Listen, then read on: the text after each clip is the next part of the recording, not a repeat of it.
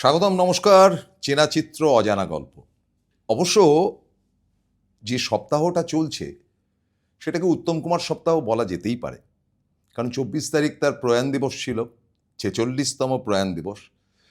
এবং লাগাতার এখন নানান অনুষ্ঠান হবে বলে মুখ্যমন্ত্রী জানিয়েছেন তার প্রয়াণ দিবসে, এবং সেটা 3 তারিখ, 3রা সেপ্টেম্বর তার জন্মশতবর্ষ, সেই হিসেবে। তো উত্তম কুমারকে নিয়ে অনেক ঘটনা রয়েছে, অনেক কিছুই রয়েছে।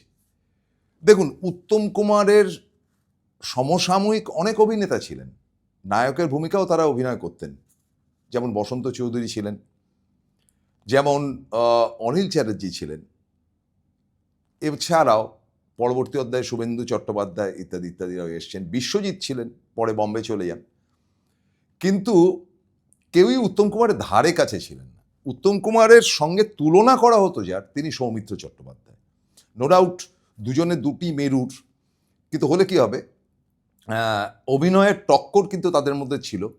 এবং ইস্টবেঙ্গল মোহনবাগানের মতন সৌমিত্র উত্তম কিন্তু দুভাগে ভাগ ছিল। এবং এরা তার মজার ব্যাপার হচ্ছে যে উত্তমবাবু ভয়ঙ্কর রকম মোহনবাগানের সমর্থক ছিলেন। তার শুটিং চলাকালীন তিনি খুব টেনশনে ভুগতেন যদি মোহনবাগানের খেলা থাকে, এবং মন্টুবাবুকে তিনি বলতেন যে এই দেখ তো কী রেজাল্ট হয়েছে।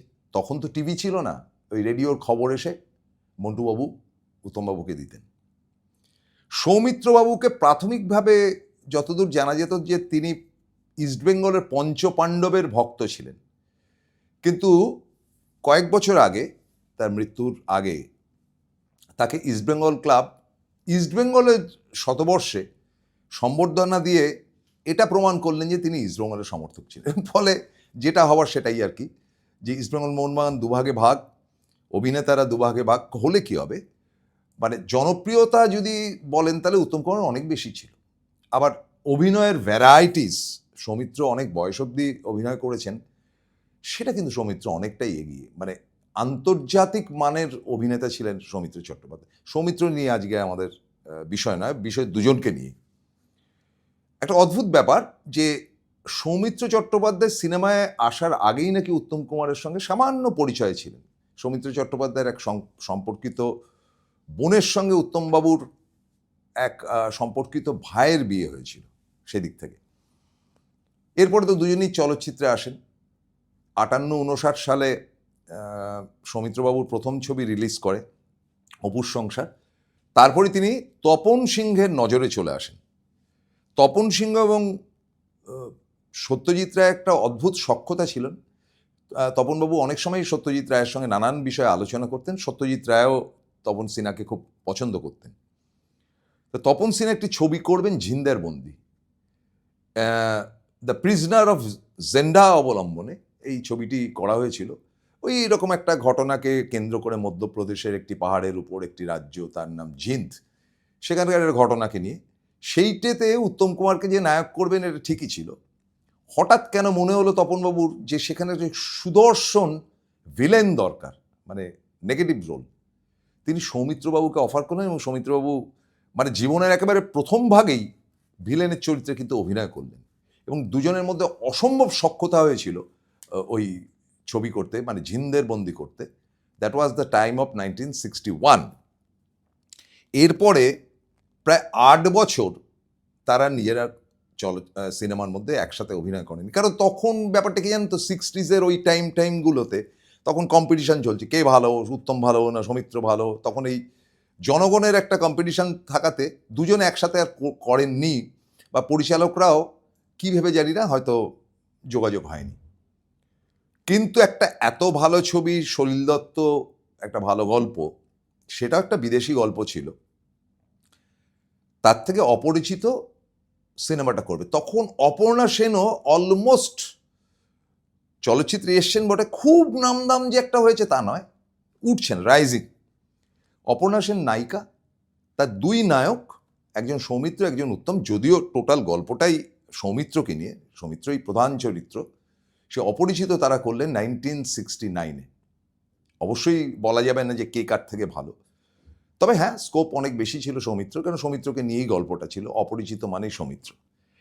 তারপরে কিন্তু এই সলিল দত্তই দু বছর কাটতে না কাটতেই আবার একটা ছবি করবেন ঠিক করলেন।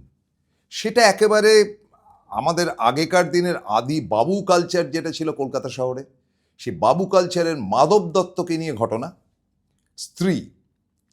কিন্তু সেখানে আরেকটি প্যারালাল চরিত্র ছিল সীতাপতি, যিনি এসে হাজির হবেন সেই বাবু কালচারের বাবুর বাড়িতে, যিনি প্রায় প্রত্যেক রাত্রেই, প্রায় নয় প্রত্যেক রাত্রেই কোনো না কোনো মহিলার ঘরে যান। মহিলা মানে সেরকম ধরনেরই, আমাকে মার্জনা করবেন ভাষা ব্যবহারের জন্য, পতিতালয় বা ওই গোত্রীয় মেয়েদের সঙ্গে কাটাতেন, তাদের স্ত্রীদেরকে সময় দেওয়ার সময় ছিল না।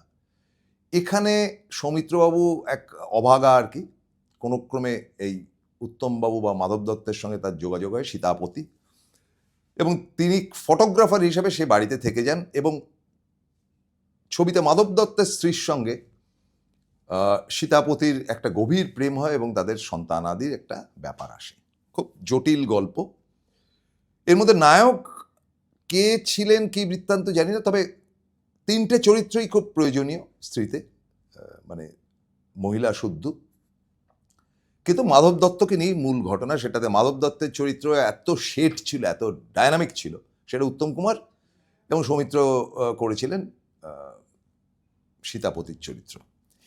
এরপরে আবার 2-3 বছর যেতে না যেতেই আরেকটি ছবি যাত্রিক গোষ্ঠী করলেন, যদি জানতেন, ডিটেকটিভ গল্প। সেটাও কিন্তু মূলত সৌমিত্র চট্টোপাধ্যায়কে নিয়েই, মানে সৌমিত্র চট্টোপাধ্যায় একটা পাকে চক্রে পড়বে এবং তার সঙ্গে আরেক মহিলা সুপ্রিয়া দেবী করেছিলেন সেই চরিত্রটা। তারা দুজন একটা পাকে চক্রে পড়বেন, এক আইনজীবী গোয়েন্দা তাদেরকে বাঁচান সেই ঝামেলা থেকে, সেটা উত্তম কুমার করেছেন। উত্তম কুমার সাইড ক্যারেক্টার বা পার্শ্ব চরিত্রে অভিনয় করেছিলেন যদি জানতেমে। সৌমিত্র, সুপ্রিয়া এবং উত্তম কুমার। সেখানে ভিলেনের চরিত্র করেছিলেন বসন্ত চৌধুরী, ভাবা যায় না, মানে সুপার কাস্ট বা সুপার আর্টিস্টদের নিয়ে তৎকালীন। এরপরে যে ছবিটি, তাও প্রায় ওই 2 বছরের মধ্যেই এরাই করেন, পঙ্খিরাজ বা পক্ষীরাজ ঘোড়া বলে পঙ্খিরাজ। সেইটাতে মূল চরিত্র বলে কিছু নেই, 3 বন্ধুর গল্প। মূল চরিত্র শঙ্কর, সেটা সৌমিত্র। তো তাদের পাশে সহযোগিতা, তারা 3জনই ওই ড্রাইভারি বা এই গোছের কাজ করে, এটা কমপ্লিকেটেড গল্প আর কি। তো উত্তম কুমার সেখানে একজন অ্যাডভাইসার টাইপের, এবং তিনি এই গল্পের ভিলেনকে হত্যা করে জেলে যাবেন এবং যাওয়ার আগে তার একমাত্র কন্যাকে ওই শঙ্করের হাতে, মানে সৌমিত্রর হাতে তুলে দিয়ে যাবেন। এখানে সৌমিত্রর চরিত্রটাই কিন্তু অনেক বড় ছিল, উত্তম ছোট রোলই করেন, কিন্তু দারুণ চরিত্রটা ছিল। এরপরে কিন্তু দেবদাস, সেটা বোধহয় সম্ভবত 78-78 এই টাইমটাতে। দেবদাসের গল্প নতুন করে বলার কিছু নেই। দেবদাসের চরিত্র করেছিলেন সৌমিত্র, সুমিত্রা মুখার্জি করেছিলেন তার নায়িকা, প্রথম নায়িকা পারো বা পার্বতী, এবং চন্দ্রমুখীর চরিত্র করেছিলেন সুপ্রিয়া দেবী। সেখানে একটা ছোট চরিত্র, কিন্তু সেটাকে মোটামুটিভাবে দেখানো হয়েছিল, সেটা উত্তম কুমার।